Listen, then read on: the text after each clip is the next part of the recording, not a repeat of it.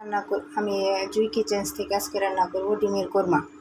ডিমের কোরমার জন্য লাগবো ডিম, একটু পেঁয়াজের বেরেস্তা, গরম মশলা, জিরা, তারপরে হচ্ছে ধনিয়া।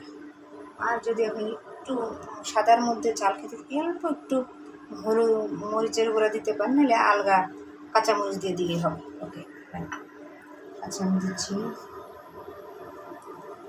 আগে ডিমগুলো ভেজে নেই।